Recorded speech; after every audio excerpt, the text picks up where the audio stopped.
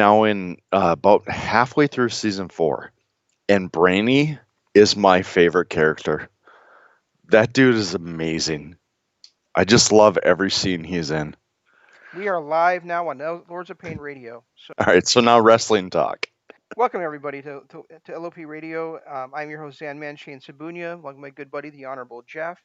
Hello. And Jeff, it used to be there was three things in life you could count on, right? I mean, you could count on the fact that the sun's going to Three. rise, your sun's going to rise in the east, and you could count on the fact that no matter how many farewell tours Kiss has, they're never going to stop until Gene Simmons or Paul Stanley die. And you can count on the fact that Yoshihashi was never going to be a champion. Oh my God! Thank you for starting with this And now because and now he's a never champion. Not a never gonna be a I champion. I've been going back and forth for the last probably 3 hours on how am I going to approach this because I didn't know if you wanted to start with it or if you wanted to end with it or how you wanted the reveal to go. But let me say this right now. Hell yeah, Yoshihashi. I have never been more proud of a wrestler in my life now that I saw Yoshihashi, especially after what he went through after Dominion and the New Japan Cup, to actually be a champion. It's one of the greatest things ever. Straight up, one of the greatest things ever. Well, we've said at least I have said for the last couple of years that Yoshihashi is super talented, but it's Yeah. just really really boring. And now I mean there's never been a time where I've said uh, Yoshihashi can't pull out a good match. It's just that I don't always care because he's It's just Yoshihashi. because he's Yoshihashi. But I mean, when he gets tapped on the shoulder, he's had great matches against Okada, against Hashi, against Naito, um, against Goto. But um, but here I think this could be an example where something bad could happen to a wrestler that ends up really helping them. I mean, we thought that was going to happen when he got injured and was out for like 8 months a while back, and we thought he was going to come back as the mole within chaos, and he was going to have a great run in Bullet Club, and that just never ever happened. I mean, Well, and then there was the his, crowd was happy to see him, but everything kind of fizzled out with his like couple victories in the New Cup. and you petered Sorry, I out. got But pulled out yet what, again. yeah, Um, what I was gonna say though, now that you came to a pause, was there was also right before COVID started, there was that run with Tanahashi where Tanahashi was talking about how he wanted to work with Yoshihashi, and you had all that stuff going on there too. There was a lot of storyline between Tanahashi and Yoshihashi that could right. have led somewhere. Right, and now he had we thought I mean there was basically announced as a catastrophic knee injury for him that he may never wrestle again, and then a day later it was like, oh, it was just a sprain. It's like, what? What are you Well, guys talking about? It's just a in sprain. the funniest part about that is I think that is when both yours and mine, I mean, maybe mine more so than yours. I always thought he was talented. He was always that hand that you could count on. But he was never flashy. He was never a guy that I rooted for. It was like, it's Yoshihashi. Great match, whatever. But after his injury, and there was that chance that we were never going to see him again, it kind of lit up in my brain like, holy shit, we're losing a great, great, great wrestler. Maybe one of the all time greats as far as it comes to being able, like you said, tap him on the shoulder. He goes out there and has a 5-star classic. Yeah, well, Um, I think New Japan is just like they're stock full of those guys. I mean, I've even been impressed in the 6 man tournament with how Honma's been. It just when they Honma, these guys get taps on the shoulder, they can really bring it. And whether even if it's not a 5 star match, they can certainly go at least a level above what we're used to seeing them. yeah, they can. And there's a lot of those guys there. And maybe it's the style. Maybe it's the fact that they don't pull the punches and all that stuff that we can really buy into it. But I have to applaud Yoshihashi when he won that belt, and I this is one of the rare moments, especially on things like this, where I didn't know the outcome, and I had no clue. And the fact this happened 10 days ago, and I didn't know the outcome is really rare. So I watched this match, and I literally when they won the belts, I stood up and applauded because Yoshihashi is one of those guys that deserved it. Absolutely, and I think that this injury that we're like I said, I mean it was reported, and NJPW even announced it's a catastrophic knee injury. Yoshihashi may never wrestle again. A day later, it was like, nope, it's just a sprain, and it was just like are you kidding me? And now he feels like he's full of energy, and I think they're rewarding him for it. And it seems like the booking around him has been changed too. So Well, I'm hoping this is great things in the future for Yoshihashi. his chemistry with Okada in that finals match was flat out amazing. Hmm. I even seen I can't remember the last time I saw anybody go. Maybe Omega might have been before that, but probably Omega was the last time I saw another wrestler go that hard against Okada to equal Okada in what he was doing. Right, and we missed out on the Best of Super Juniors tournament this year, but the two tournaments so far that have been booked um, by New Japan have been absolutely outstanding. Yeah. Yep. The New Japan Cup was great at building stars, and this six-man tournament has been. We saw Yoshihashi rise up. We saw great performances from Sho, but also we just saw where pretty much every one of the matches they had in the six-man tournament set something up for the future, And which is really tough to do.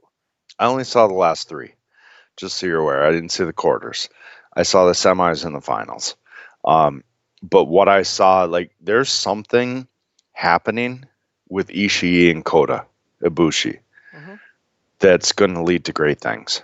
Yeah, I'm assuming it's setting up something for G1 between the two of them.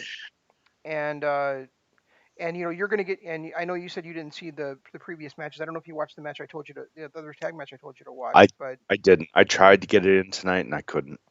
I mean, I had 2 hours of shows to watch after work, so sure. But you were craving and begging for Shingo to be defending the Never title against a heavyweight, and yep, I now heard that. now he gets Minoru Suzuki in As soon in the stadium. as soon as I heard that, I had smile ear to ear. That is going to be a all-time brawl. Yep. And just if I'm going to go off recent bias and performance, and I get it, Suzuki is what 53 at this point, 52, I think. Yeah, right around there. but and Shingo's not far behind him. I want to say he's in his late 30s. But regardless, these are two guys that even at this stage of their life, I would be surprised if this match was anything less than 4.5 stars between these two. Yeah, it's gonna be a great fight. It really is. Yeah, it's a reason why I am really looking forward and really want to see this entire night. Entire night. In fact, I'm a little bummed I can't watch it live because I've got my kid, but um, so I can't stay up till 6 in the morning and then get up at 7:30. But man, I want to see this. I can't wait to see this match. Yeah, I mean, I'd love to watch it live too, but I'm not going to be doing that when I can't watch it in English. So I that's heard really they were that's, broadcasting in English. are they really? Yeah, I heard they're going out of their way. Kevin Kelly at the end of the finals said they got a big surprise for August 29th. And then I want to say Imp is who told me or who mentioned that they're going to be doing it live English. That's awesome. But unfortunately I can't do it just because I have my kid and I can't stay up till 3, 4, well 2 in the morning to watch the show, and then we'd be up till 4:35 doing an aftershock. I just can't do that when I have my 5-year-old here. You know what I just realized? Hmm? You give our Twitter handles every single week on this show. I bought a new phone almost 3 weeks ago, and I have not set up my Twitter yet. What is wrong with you? I'm not a social media maven. I don't know what to tell you. That's fair enough. Speaking of that August 29th show, that August 29th show though, have you happened to see Yes, the I announced have. matches and the stipulations for the KOPW championship? Yeah, I have, and that was That's too bad. another. That's too bad. It would have been fun to read it on the air and get your reactions to them. I Let's do that anyway. Okay, go So for it. I'll pretend I don't know. well, even if you do know, just give me like what your No, reaction I'm was when you first. pretending I don't know. Well, that's not a big stretch for you. So All right, fair Satoshi enough. Kojima and El Desperado in a finisher only or a no finisher match, depending on how the fans voted. How do you feel about Yuck, that one? yuck, yuck. To be honest, and I'm gonna say this straight ahead. When I saw the way they had this formatted, it reminded me way too much of the when WWE tried to do what was it, internet shows Hmm. where they tried to get people to vote during the shows. It reminded me way too much of that, and I was sad. I was really sad because this tournament, regardless of what it's been in the past, regardless of who started it, Yano, um, regardless of everything else, I've always dug into New Japan tournaments, and the way I saw this formatted, I was just like, really? Now we're sports entertainment, New Japan? What is happening? Sorry, go ahead. No, I'm hoping it's a very very limited thing that they're doing this with. The second match is a rematch of Jeff's favorite match of the year, Toru Yano and Bushi Yay. competing in either a Wait, two what? No. competing in either a 2 count pinfall match or a 5 count route match. I just can't with the stipulations. I'm sorry. I can't. The fact that every match has a stipulation. When Okada announced I it, think we need to get together to watch that match just so I can watch your head explode. oh my god. When Okada first announced it, and he's kind of taken the forefront over the last couple of years from Yano. But when he first announced it, and the way he announced it, I thought maybe the finals would have a stipulation. Not every goddamn match. No, the finals is a gimmick match already. The finals is a What? 4-way They're match. all they're all gimmick matches. I'm just That's the saying problem. the finals already had a gimmick section. It's a 4-way match. So Yeah, but it's not. I mean, whatever. Anyway, no, continue. well, the thing with me is like these are not even like really. There's not like gimmick matches you normally see. Like I was expecting like maybe they bring in a cage or maybe they do like another ladder match, but these are just ridiculous. Yeah, but they don't do those matches in New But Japan. they don't do these other fucking matches either. So, Yeah, but we've had what, one ladder match in history? We've never had a cage match in Japan. you ever seen a 2 count pinfall match in Japan or anywhere else? A 2 count pinfall? What the fuck? That's what I'm saying. Toru Yano versus Bushi.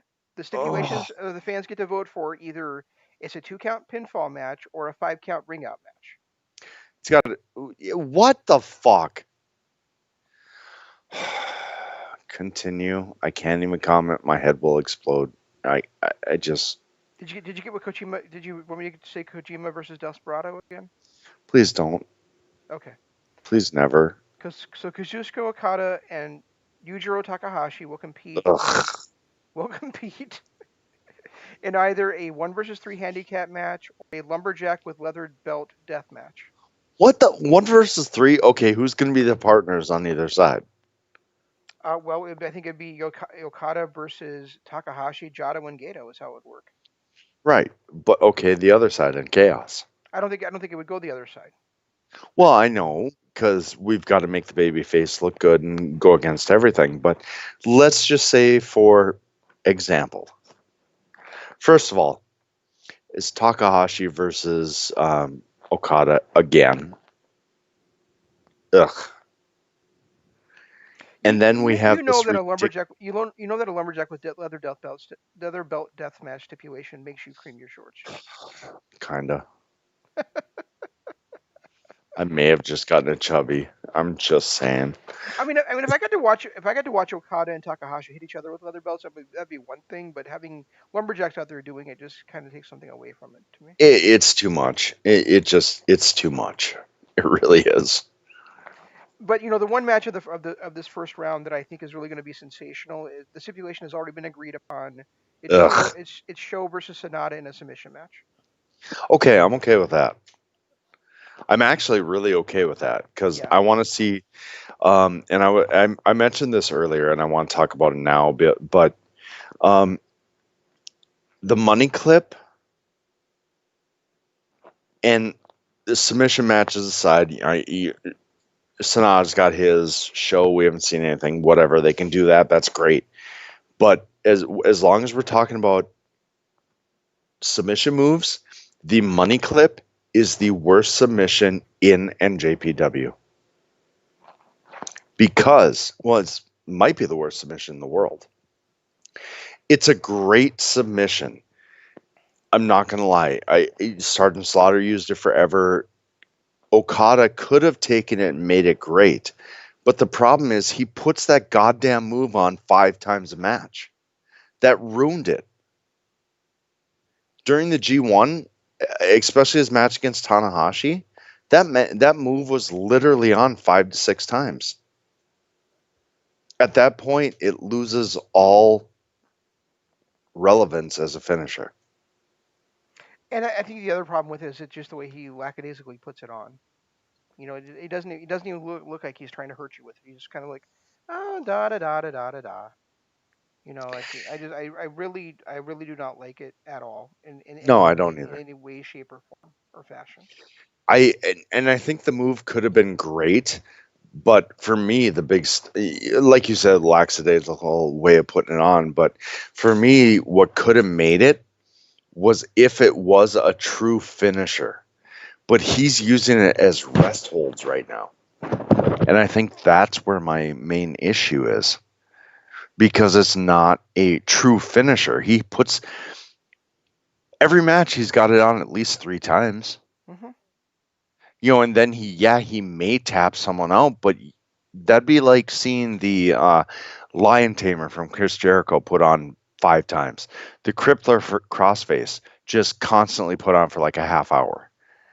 It Counterpoint to that. How many times did Ric Flair put the figure four on in a match?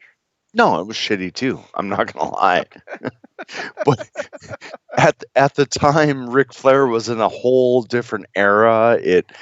Storytelling, blah, whatever. We're not gonna get into it right now, but um, no, I also felt like Ric Flair doing it was horseshit. And any other finisher move that was a submission that you saw put on multiple times, and maybe we got to blame Rock and Austin for this, but the multiple finisher kickouts is maybe leading to the multiple submission moves. You know, speaking of the money clip and the match you're talking about with Yoshihashi in there, um, you know, it got reversed into Yoshihashi's butterfly lock at one point. Mhm. And you know, there's something that's bugged me about the butterfly lock for a while, and I didn't put my finger on it until this match, and that's the fact that shouldn't he just fucking knock somebody out right the goddamn away? I mean, I mean, you've got their arms locked, you're pulling them back, and at the same time, your elbow is pressing on their carotid artery. I mean, that's not a move that people should be tapping out to. It's a move people should be passing out to within like a minute, right? Right. You would think, Yeah. So I've but just it's wrestling. it is wrestling, but it's just crazy because I mean it's almost like a sleeper hold the way it's applied, and it's just weird that people tap out to it rather than pass out to it. I don't know. That's all I wanted to say about No, that. I get it. I really do. Yoshihashi is two of the greatest finishers in wrestling. You know, I think that butterfly lock is amazing, and I think the karma is amazing. So I'm Maybe it's because we were afraid we were never going to see him again. But recently, I have gotten a whole new appreciation for Yoshihashi. I really think he's wrestling with more energy than he ever has before. You think that's what it is? I think he feels like he's gotten a second life, and he's just really out there firing on all cylinders. He's been every I, match I he's mean, I been mean, I mean, in. think about it. He was out of action for 8 months. He comes back, and COVID happens, Yep. and now he comes back, and 2 matches in, his career might be over. So yeah, I mean, I think he feels like he got like a third lease on life this year, and he's gonna take advantage of it. Whatever happened, I'm starting to appreciate Yoshihashi in a way I've never seen him before. And I think, in my personal mind, I think it could be the thing that his just everything needed. Like his character, I'm starting to look at him in a much different light and really appreciate everything he's bringing. And his in-ring work is at this point top 10 at least. The way he goes out there and performs. I love how you said your personal mind, like anybody would really want to share a mind with you. Oh God, no. I feel bad for all of them that might have wanted to. Anyway, back Uh, to talk. yeah, I don't know if you know. I don't know if you saw this also, Jeff. But speaking of, but in New Japan, we're going to talk about NJPW Strong in a moment. But Jay White is announced to be returning this coming Friday on NJPW Strong in an 8-man tag. Good. And that's, I did want to talk about that because I really do like NJPW Strong. And I know it's been around since what, 2014 No, this is the second ever episode of it. of this version. But if you look up NJPW Strong, it's been the name of the show on Access for years. Oh, okay, if you say so. And what I'm liking about this is I really want to see them do an American version, and I think this is a way that they can actually do that. Yeah, I don't. Now, I guess it kind of depends on what talent's going to be available for them to use in the United States and who they want to keep over in the United States.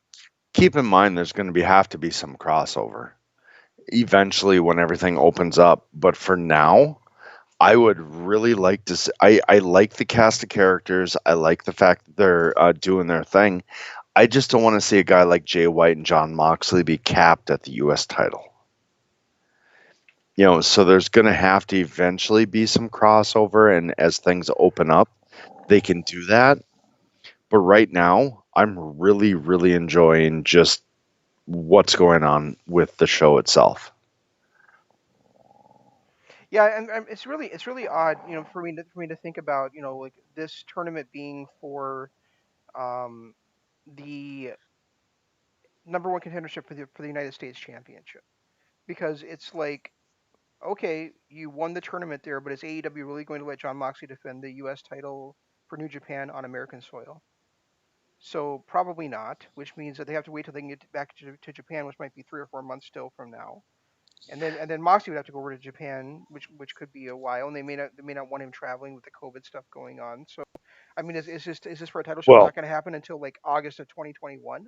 he can't challenge it for it right now in Japan because the US is locked down for like every other country in the world. That's what I'm saying, though. I mean, is it going to be? Is there? We're looking like these guys are wrestling for a title shot they're not going to get for a year.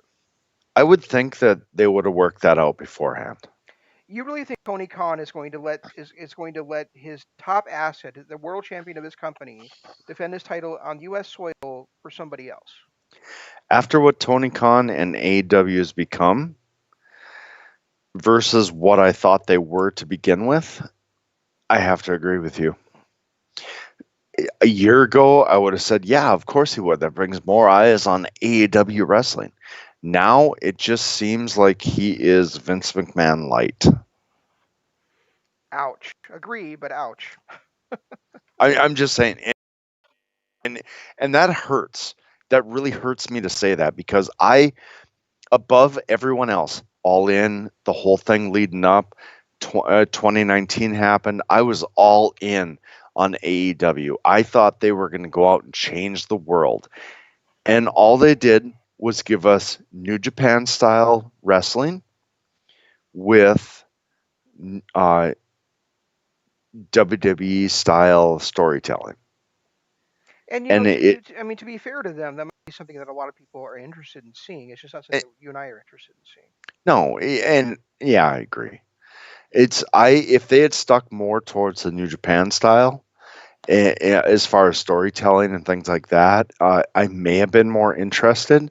But when I'm watching the same 10 people on Dynamite every single week, and then they have Matt Cardona came out, hot tag. He was the hottest guy on the planet for 2 weeks.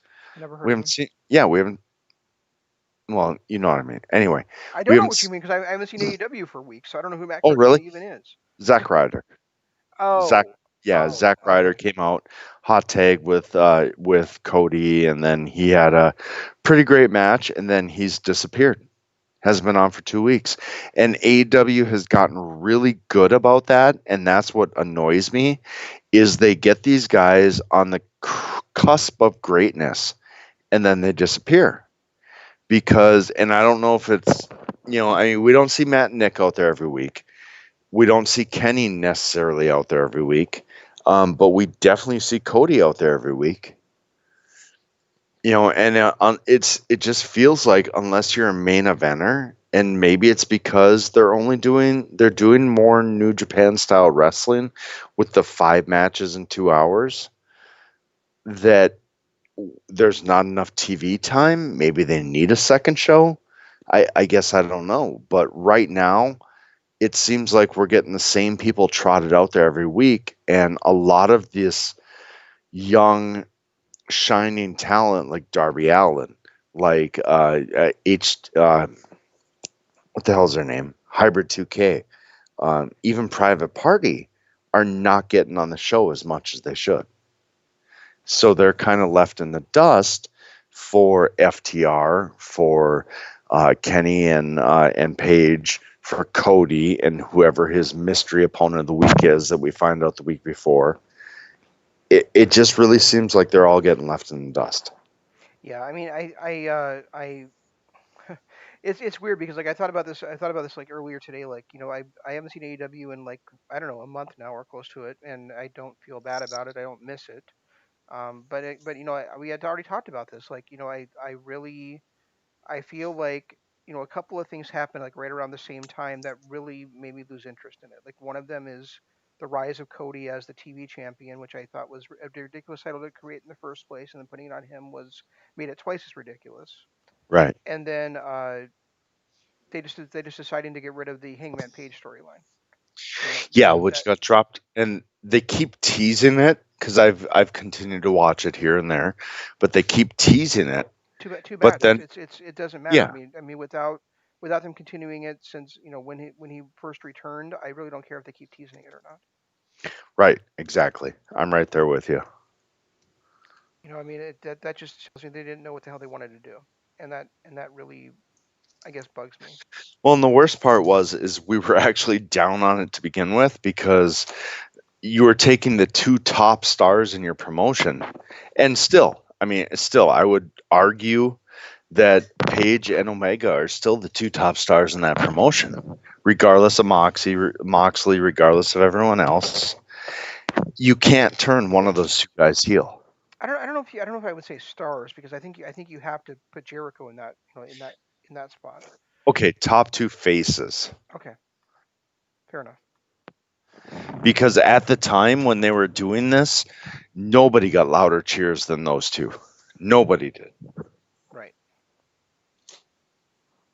Yeah, and I just think that that fell by the wayside, and whether that's because they got the revival or what the hell the reason was for it, I really have no idea. But I think I think Paige was on the way to being a huge superstar, and now I don't know that that's the case.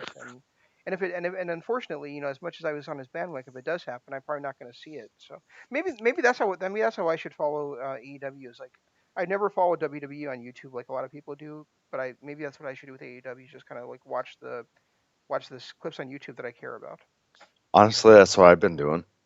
I've been doing that. I still check out AJ Styles stuff here and there. on Just AEW. I didn't know he was no on AEW. on WWE and Randy Orton. Look, I'm gonna be honest. Randy Orton, he's Oh my always god, been a guy. he's bored me so for years. He has always been a guy that regardless, He's later younger Big Show. he's always been a guy that regardless, I've always tried to follow. And he is on a run over the last couple months that reminds me of his '09, 2010, 2011. Uh, That doesn't include John Cena. So picture Randy Orton as great as he was back then without John Cena. That's what we're getting right now. I really don't want to. Sorry. All right, fair enough. I mean, it's fair enough. And it's just so weird. I mean, like the era that you and I grew up on, and it's probably not actually Randy Orton's fault, honestly. It's more like the era that you and I grew up on. Your people were always moving in and out of territories or in and out of Yep. promotions, and it kept them fresh and it kept us involved in their careers. But the same guy being in the same place. Um, he, Cena, everybody else basically always being there for the last I don't know what has it been. 20 some It's been years. like what seven? It's been 17 years now since Orton debuted, right? So, It was um, '02, wasn't it? So it was 18. It okay. was '02 or '03. '03. '02 or '03, one of those. So yeah, you're probably right. Yeah, I think it was. Yeah, I think it was '02. I think you're right. I think it would be the same year as Lesnar did. So yeah. So 18 years, always being in the same promotion, very rarely being injured, very rarely being away from the camera. And It's just like too much. I think the thing with Randy that has really turned a lot of people off is, had he not gone through his stretches where he just didn't give a shit, and you could tell on camera he didn't care about the storyline, he didn't care about himself, he didn't care about anything. Had he not gone through those stretches, I would be hard pressed to not say he's one of the best of all time. The fact that he goes through every couple of years, he goes through a 1 to 2 year stretch where he just doesn't give a shit, and his work reflects it, is what's keeping me out of saying he's one of the greatest of all time. But when that guy is on, and right now he is on, he's hard matched. There's very few people on the planet that I would say are better when they're on than Randy Orton. Well, I don't know what I don't know what you're saying for greatest. Up there on the greatest of all time. I'd say he's definitely top 25. Mhm. So so I don't know what you mean by when you say he's I'd among the say greatest of top all 10. time. So I would say top if he had continued at a performance level like he is capable of, and we saw it, in some of his stretches, and we're seeing it now. If he had done that through the entirety of his career, he'd be a top 10 guy for me easily. Easily. yeah. Well, and the other thing with him is But that right now I'd say top 25, like you said. yeah. Right now top 25, but he had so much potential and he had so much greatness in him. Had he just followed that and stuck with it, he'd be a top 10 guy easily. Yeah, I mean, and I understand what you're saying, and I agree with that. I'm just saying that I think that for me personally, and I don't know that anybody else feels this way, and it's fine if you don't. I don't care. I mean, we always tell people watch wrestling the way you want to fucking watch wrestling, and do Right, what you want to exactly. enjoy. But for me personally, it's a lot of um, familiarity breeds contempt.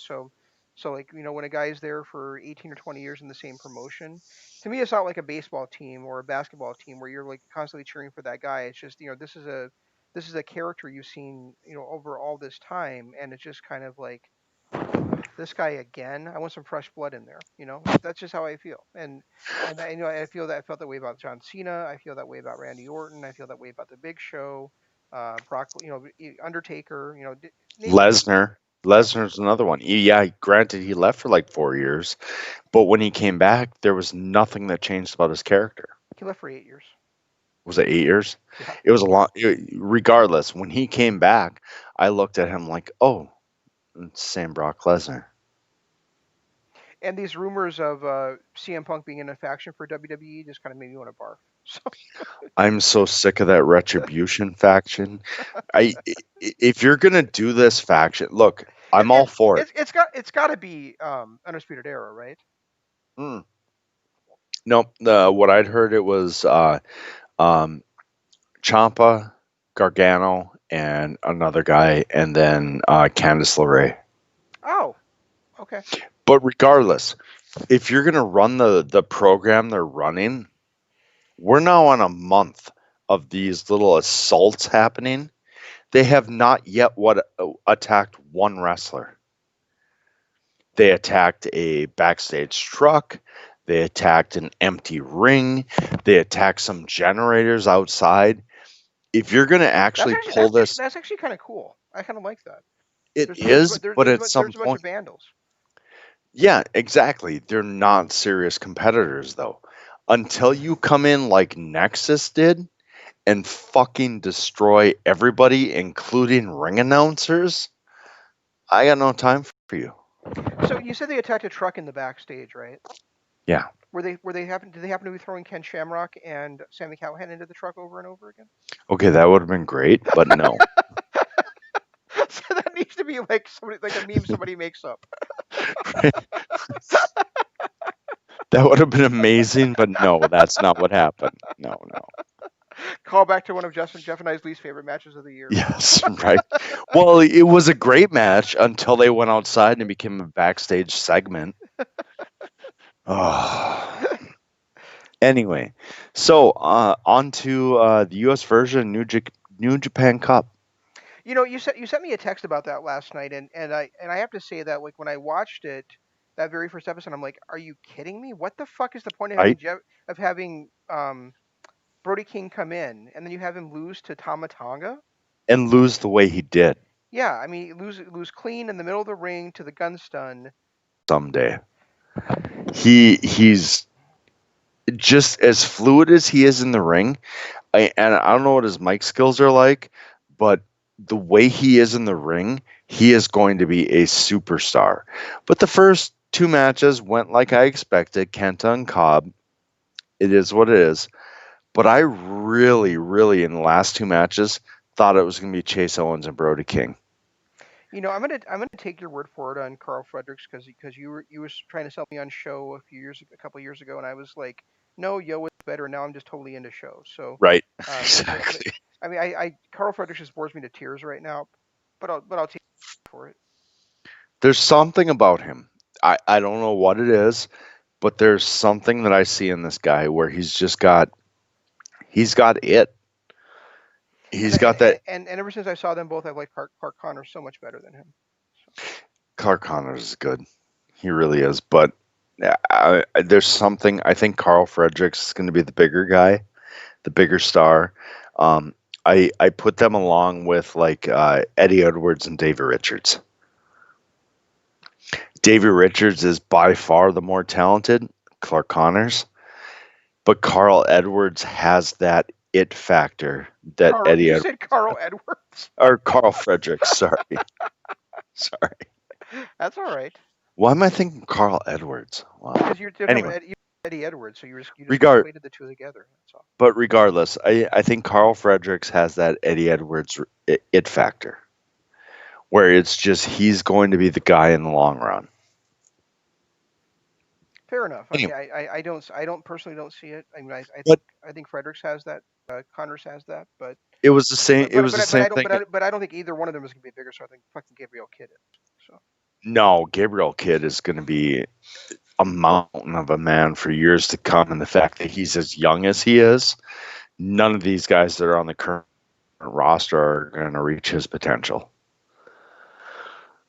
no, no, I don't think so. Plain and simple. I love Gabriel Kidd. I loved him in Progress. I loved him in Defiant. I've been a big fan of Gabriel Kidd, and everything I've seen about him in Japan has outshone everything he did before that. He's amazing. I think Gabriel Kidd might be the face of NJPW for years to come. And that's weird saying because he's a gaijin. Yeah, I mean, I would love it if the future of New Japan is like Show, Gabriel Kidd, and Yujiro. I'm not sorry, Hiromu Takahashi. Can you imagine if the future was Yujiro Takahashi? Are you kidding? Hiromu is so much older than those other two, though. I think I mean Sho and Gabriel Kidd are still in their 20s. Takahashi is almost 40. No, not no. Hiromu Takahashi's not almost 40, is he? Yeah, he is. Yeah, he's an older guy. We looked this up one time because we had this same debate, and I could have swore he was like 36 or 37. Really? Because Yeah, he's only been in New Japan like maybe like 6 months longer than um, Yo and Show have been back. he's 30.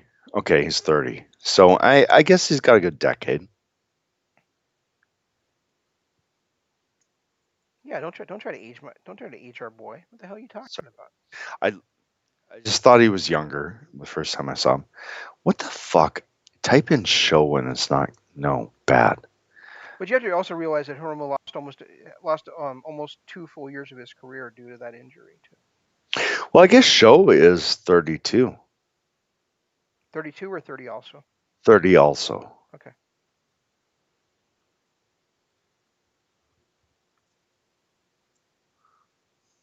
So they ain't spring chickens, but they still chickens, yo. Ouch.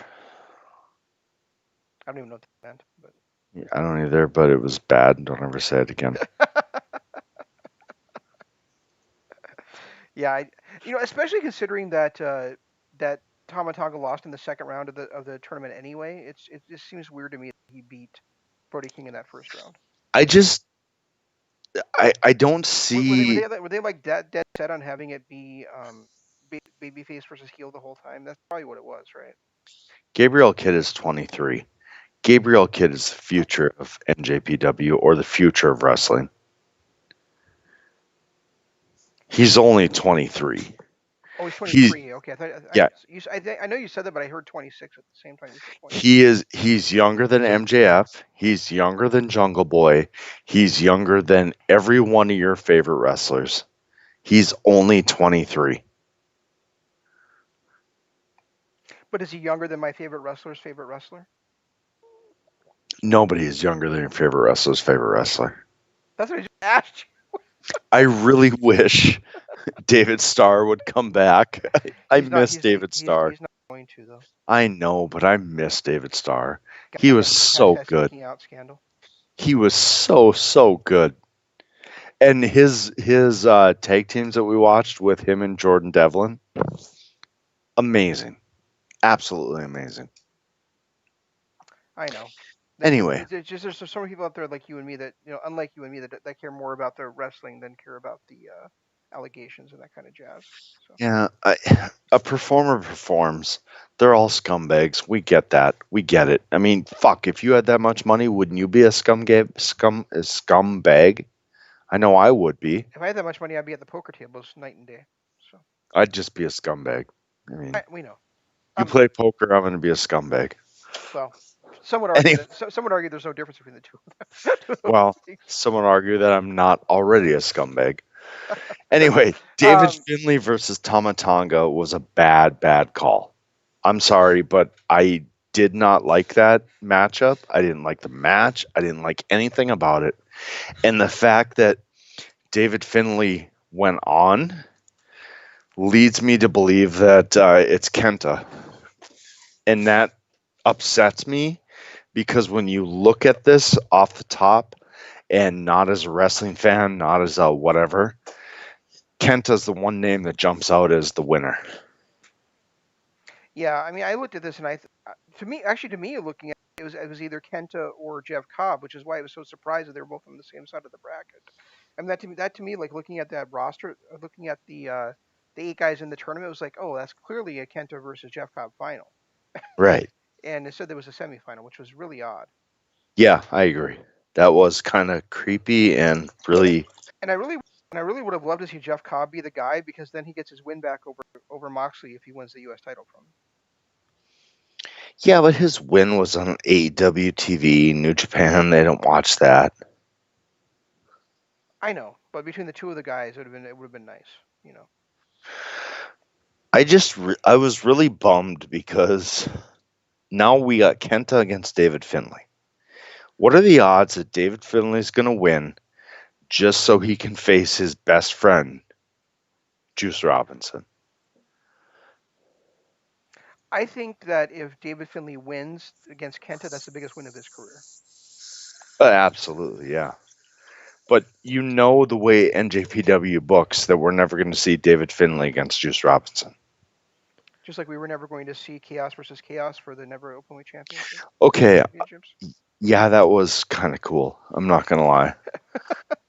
just like we were never going to see Tomohiro Ishii versus Kazuchika Okada. I mean, it happens, bro. It happens in New Japan. Yeah, but so rarely. They're not afraid to pull that trigger. So rarely. Well, no, every year in the New Japan Cup we see matches like that. I mean, we've seen in the tournaments, but never the finals, never the championship bout. That's true. We always see Sonata versus Evil. That's gone on for like 4 years. Yeah, and we thought we were going to see Naito versus Evil, LIJ versus LIJ, but it turned to be LIJ versus Bullet Club. So, which sucks, but whatever. No, it's not. It doesn't because Evil's fucking great as Bullet Club leader. Yeah, but I still miss his old theme music. You and something nobody else in the goddamn world. That guitar riff was amazing. Well, you know what? Watch it on YouTube. I have 47,000 times in the last week. Well, there you go. Because I'm never going to get to see it again. Record it and put it on a playlist and play it over and over again when you're jacking off. I don't care. And who was the guy that always, the former wrestler? He was crying at the end of the six man that always held the sickle with his eyes closed. Oh, that is crap. It's that one guy. Yeah, that one guy. Why is it not? Why am I not thinking of it? I don't know, but I can't either, and it's annoying me.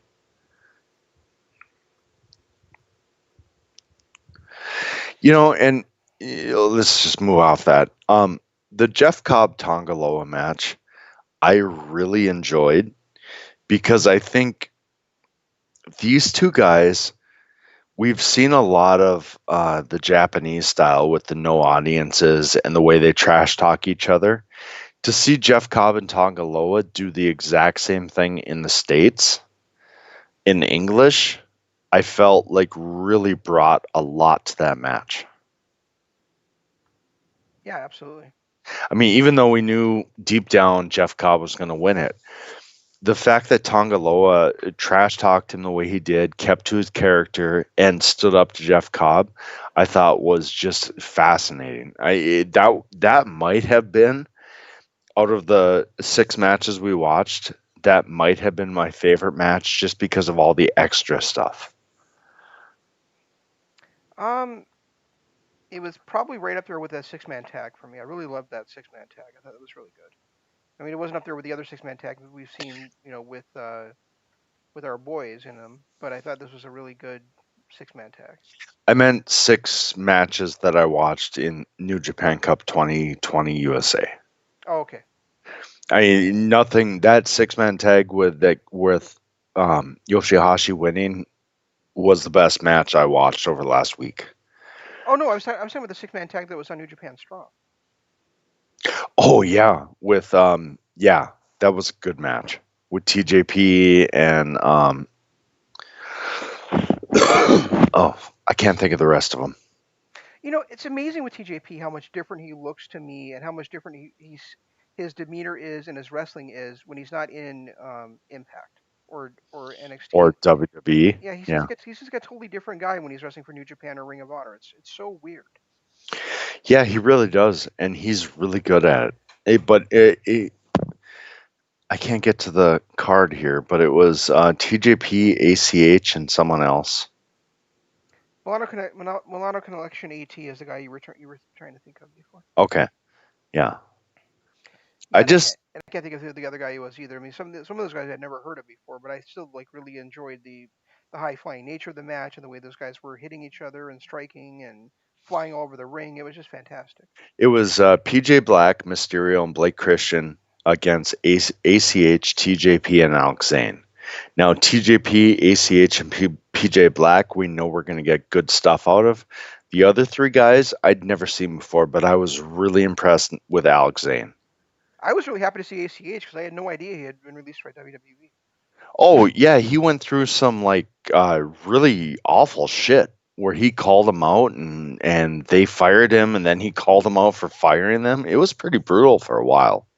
Yeah, I saw he was complaining about racism Yep. in WWE, and then he had also complained about it in Ring of Honor in the past as well. But So, PJ Black not with and I'm green just hair. and I'm not saying it didn't happen. I'm just saying that I saw, that's what I read when I looked it up. I was like, wait, isn't ACH signed to WWE? And I looked it up. I'm like, oh, really? That happened? So, PJ Black with green hair. He's no longer the Silver Fox. Now he has green hair. well, he's what the thing is with that, Jeff, is he's training to be the booker for Ring of Honor. Oh, okay. All right. Fair enough. Because apparently the Because only people that can book Ring of delirious. Honor, yeah, because fucking delirious. I mean, you know what? I can almost understand. I don't agree with it, but I can almost understand suspending Marty Skrull from Booker duties because of having to investigate because of the speaking out movement. I cannot understand going back to Hunter Johnson as your Booker. I can understand suspending Marty from in-ring activities, but you hired the guy to do two jobs: be your head booker, be a wrestler. Suspend him from one. but you keep him as the head booker while you investigate. That I, annoyed I, I, me. I, It I think annoyed me. I think you're thinking the wrong way there, Jeff. Because the thing is that if he did do these things and they want to punish him for holding like women down and that kind of thing, you can't have him in a position of power like being the head booker of the company. I haven't They read they, what his they allegations were because of this whole speaking out thing, but if I've read any of the speaking out movement, I'm not going to comment. I've done it before. I'm just not now.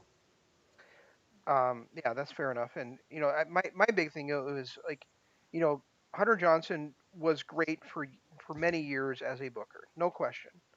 But there always comes a time, and I mean, except for goddamn Gato apparently, where Right. a guy loses his magic, and I think that we saw the downturn that they went with and him and Bubba and Bully Ray booking it over the last 18 months before Marty became the booker shows that he had lost um, kind of his mind as a booker.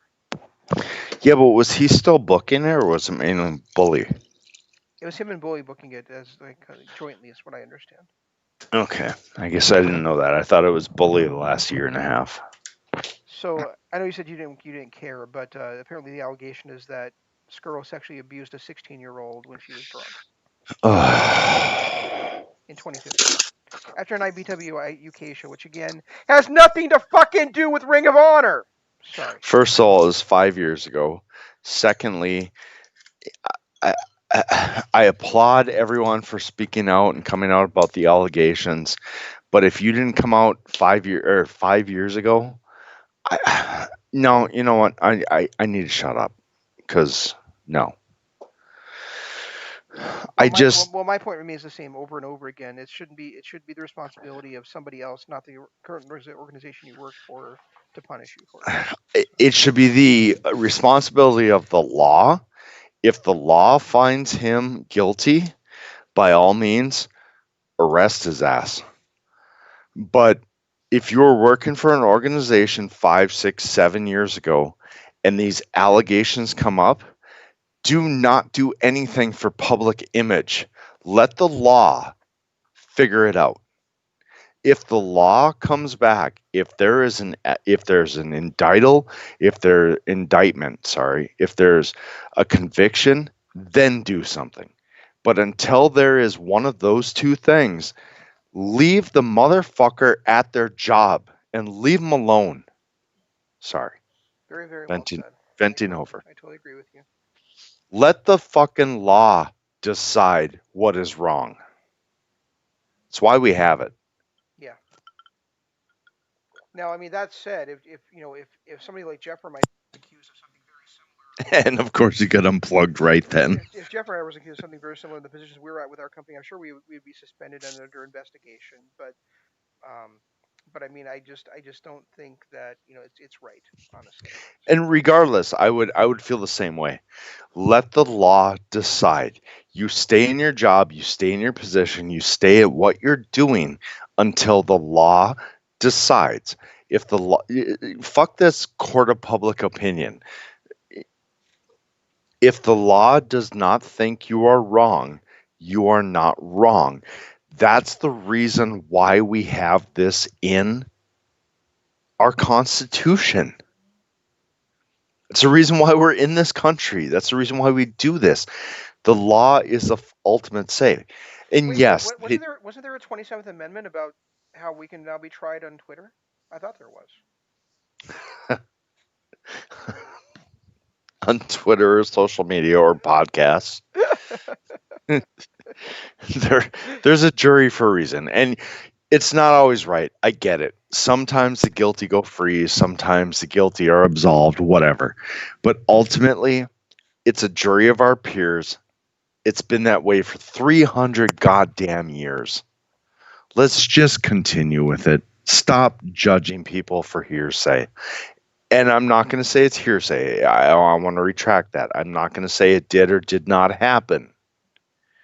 It maybe did, it maybe didn't. But until it's proven in a court of law, let's stop firing people. Yeah, it's not the job of Ring of Honor or Impact or WWE or AEW or any other company to investigate this stuff. It's the job, like Jeff said, of the authorities. Right. So, all right. Anyway, that's enough about that. Man, I didn't want to do that. You baited me. You baited me. It's your fault. No, I mean my point was simply I don't like the idea of I didn't like Marty being suspended, but I mean I certainly don't like the idea of Marty being suspended and then going back to the same booker that's sent him down the shitter. Well, and the worst part was Marty got suspended after he booked the two shows that we were most looking forward to before COVID. And now, unfortunately, I I might have mentioned this on the show, but I sent kind of a scathing letter to Ring of Honor when they canceled those shows with like a day's notice, Right. and they said we're going to rebook these shows as soon as we possibly can. And I said no, you're not going to because things are going to change. People are not going to be available. People no longer in contract. There's no way these shows are going to go off as they were originally scheduled. And unfortunately, I was proven right this week when, unfortunately, the very first Ring of Honor World Heavyweight Champion, Xavier, Oh, passed away. yeah, that was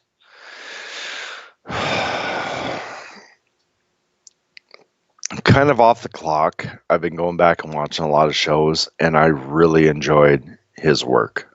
I really did. He was a very, very underrated, just not just Ring of Honor champion, but wrestler in general. Yeah, he was really good, and it's just a shame that it's a shame that anybody dies at the age of 43. But for him to pass away at the age of 43 was really disappointing and heartbreaking, and um, very very sad for him and his family and friends. I mean, I don't know what else to say about it. There's nothing we can say. And I know after the world settles down, We lost what Kamala and Xavier both in the same week, and that's just sad as hell. Kamala too? Yeah, I didn't know about that. yeah, Oh man, now I'm sad. yeah. Bad, bad week. Why would you end our show on this note? Um, because I suck. Well, yeah, but why? It tastes good. So he went by Xavier in all of his in every appearance. As far as I'm aware, Oh no, he went by Jiris in TNA. I didn't know he was ever in TNA. It was a dark match. He lost to Doug Williams. It's not a big deal. I also see this says he's a former WWE competitor. I don't remember seeing him in WWE before either. Well, yeah, '02 to '03, '04, '05, and '07. So he was there for a while. In WWE, Yeah, what was he? he was there. He must have been like a job guy, right? Uh, yeah, it looks like he lost to Paul Burchill, if that means anything. Lost to Henry Saturn. Lost to Chuck Palumbo. Bill Bill. DeMott and Spanky. Okay, he lost to Spanky before Spanky was anything good. And Eugene. He lost to Eugene and Hacksaw Jim Duggan in 2007. So now we know why we don't know him. Yep. So Anyway, anything else? I don't think so. Guys, if you get a chance, go back and check out NJPW Strong over the last 2 weeks. Really great performances.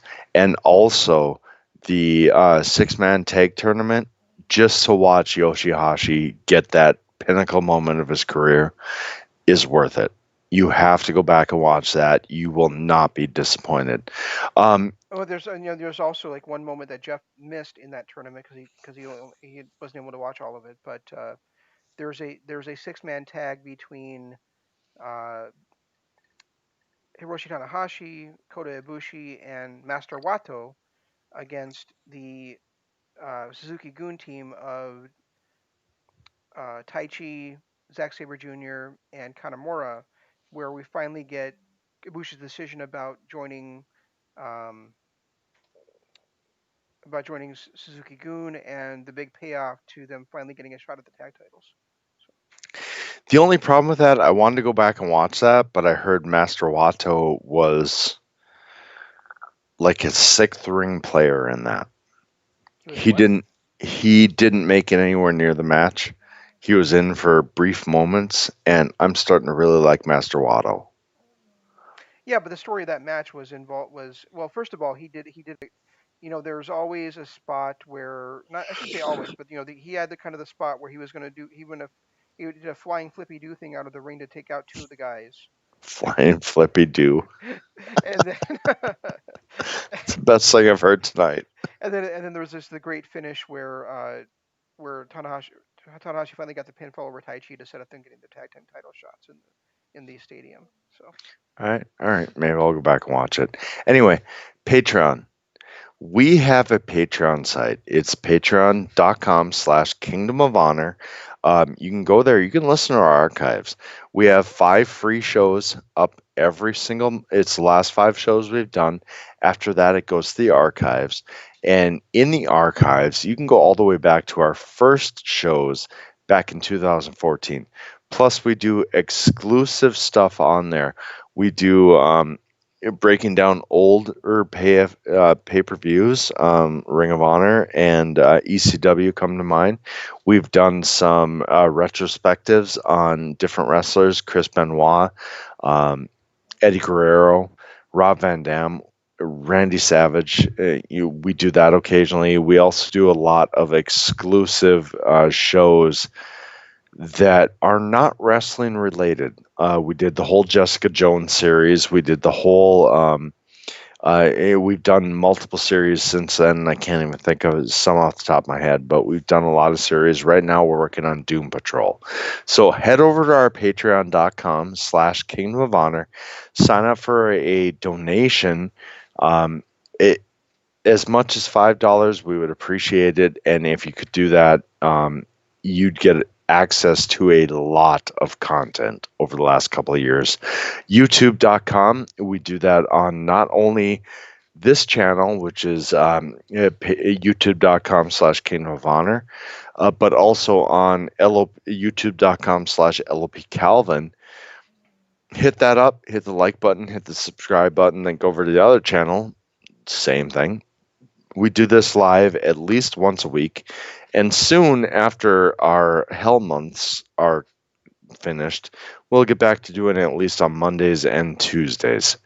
And of course, our Twitter. I am at Regi Co-op. He is at ZanmanLOP. and at some Best point way I'll to. actually sign into it again. You won't.